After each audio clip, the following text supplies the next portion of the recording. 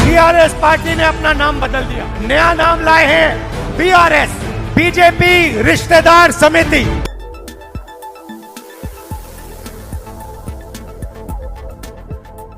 कर्नाटक विधानसभा चुनाव में मिली जीत के बाद कांग्रेस उत्साहित है। कर्नाटक के बाद पार्टी तेलंगाना चुनाव की तैयारियों में जुटी है। कर्नाटक में जहां कांग्रेस का मुकाबला बीजेपी से था, तो तेलंगाना में सत्तारूढ़ बीआरएस से है।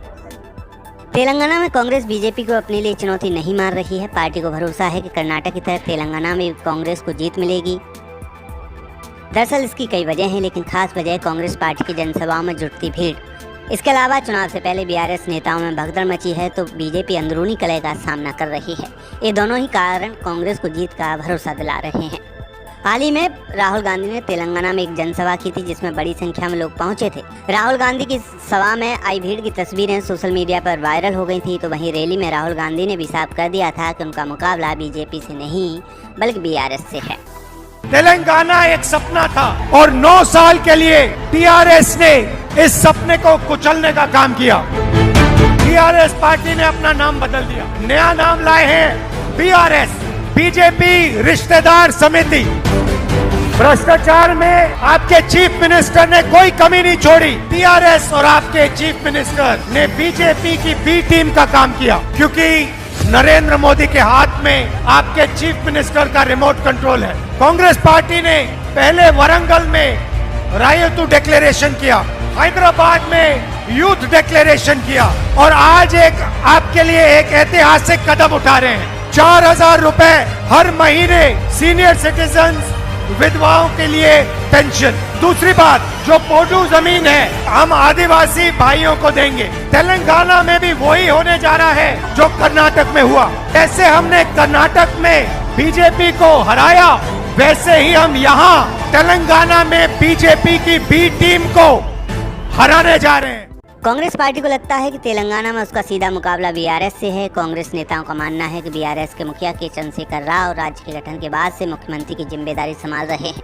लोगों में बीआरएस सरकार के खिलाफ नाराजगी है, लोग अब बदलाव चाहते हैं और कांग्रेस पार्टी भी इस चुनौती को स्वीकार करने के लिए तैयार है। पार्टी का कहना है कि खम्मम रैली में उमड़ी भीड़ से भी माहौल बदला है। बीआरएस के कई और नेता कांग्रेस में आना चाहते हैं, पर पार्टी फिलहाल जल्दबाजी करने के हक में नहीं है। प्रदेश कांग्रेस के एक नेता ने कहा कि हम स्थानीय नेताओं को भरोसे में लेकर निर्णय लेंगे। बीआरएस के करीब 3 दर्जन नेता पहले ही कांग्रेस में शामिल हो चुके हैं। दूसरी तरफ तेलंगाना में बीजेपी को लेकर कांग्रेस चिंतित नहीं है। प्रदेश कांग्रेस के एक नेता ने कहा कि वर्ष 2019 के बाद भाजपा का ग्राफ बढ़ने के बजाय कम हुआ है। केंद्रीय मंत्री जी किशन रेड्डी को प्रदेश अध्यक्ष बनाने से भी बीजेपी को बहुत ज्यादा चुनावी लाभ नहीं मिल पाएगा।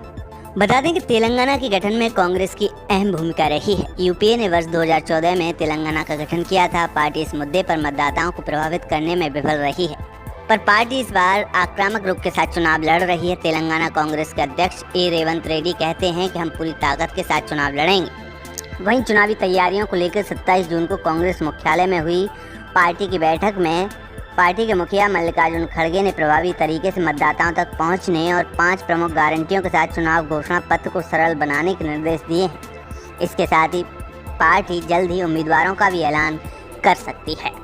तेलंगाना में हुए पिछले 2 चुनावों की बात करें तो वर्ष 2018 के विधानसभा चुनाव में बीआरएस को 88 सीट के साथ 47% वोट मिले थे। भाजपा को 1 सीट के साथ 7% वोट और कांग्रेस को 19 सीट के साथ 28% वोट मिले थे, जबकि एआईएमआईएम को करीब 3% वोट के साथ 7 सीट मिली थी। वहीं 2019 के लोकसभा चुनाव में बीआरएस को 41% वोट मिले, जबकि 9 सीटों पर उसे जीत मिली। यानी बीआरएस के वोट बैंक में 6% की कमी आई। भाजपा को 4 सीट के साथ 19% वोट मिला था। भाजपा 2 सीट पर दूसरे नंबर पर भी रही थी। वहीं कांग्रेस को 3 सीट के साथ 29% वोट मिले थे। इसके साथ कांग्रेस चुनाव में 8 सीट पर दूसरे नंबर पर भी रही थी।